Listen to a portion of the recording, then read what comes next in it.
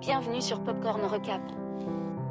Et si une simple visite familiale suffisait à réveiller des secrets profondément enterrés? Une rencontre entre un père et un fils séparés depuis des années. Une femme énigmatique prise au cœur de leur histoire. Et des sentiments qui franchissent doucement les limites de la raison. Aujourd'hui, je vous raconte un film où le désir se mêle au non-dit, où la solitude pousse à l'irréparable, et où l'amour devient une arme à double tranchant. L'histoire s'ouvre sur Franco, un jeune homme d'une vingtaine d'années.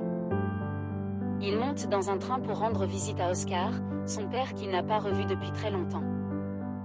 Oscar mène une vie luxueuse, belle maison, belle femme, et un quotidien où l'argent coule à flot. En arrivant, Franco est accueilli par Malva, la fiancée de son père. Surprise, Franco et Malva se connaissaient déjà, grâce aux réseaux sociaux. Lorsqu'Oscar rentre à la maison, il ne reconnaît même pas son propre fils.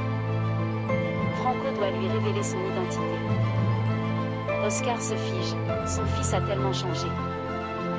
Depuis la mort de sa mère, Franco avait été élevé par sa grand-mère, espérant un jour rencontrer un père plus présent. Oscar propose à Franco de rester auprès de lui, tout en avouant qu'il sera souvent absent pour son travail. Malva, elle aussi, disparaît souvent. Franco, laissé seul dans cette immense maison, commence à l'explorer. Dans la chambre de son père, il tombe sur des liasses de billets. Un signe du train de vie qu'Oscar mène, et des secrets qui l'accompagnent. Un jour, Hugo, un ami d'Oscar, débarque et prend Franco pour un voleur. Franco lui montre une photo avec Oscar, et l'homme se détend. Hugo finit même par devenir un mentor douteux, l'entraînant vers des idées et des comportements peu recommandables. Un après-midi, alors qu'il se repose sur le balcon, Franco entend du bruit dans la chambre de son père. Il y découvre Malva et Oscar en plein moment intime. Choqué, il se réfugie dans sa chambre, bouleversé.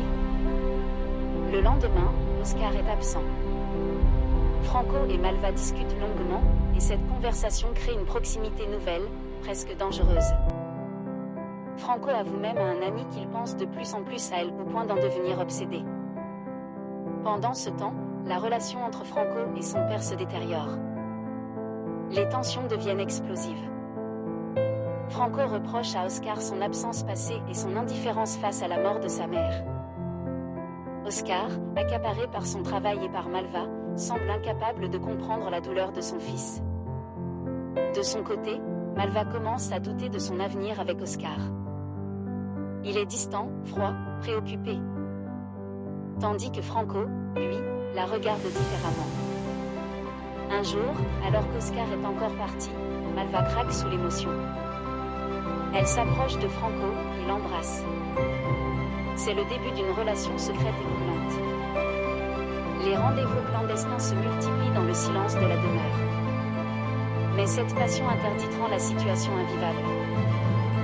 Franco finit par quitter la maison, incapable d'endurer davantage l'attitude de son père.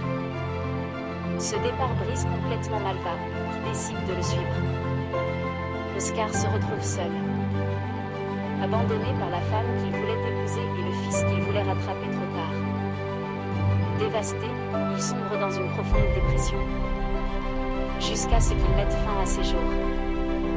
C'est ainsi que s'achève cette histoire où désir, solitude et regret s'entremêlent jusqu'au pire. Si cette histoire vous a plu, n'oubliez pas d'aimer la vidéo, de vous abonner et de revenir pour un popcorn encore plus sensationnel. À très bientôt.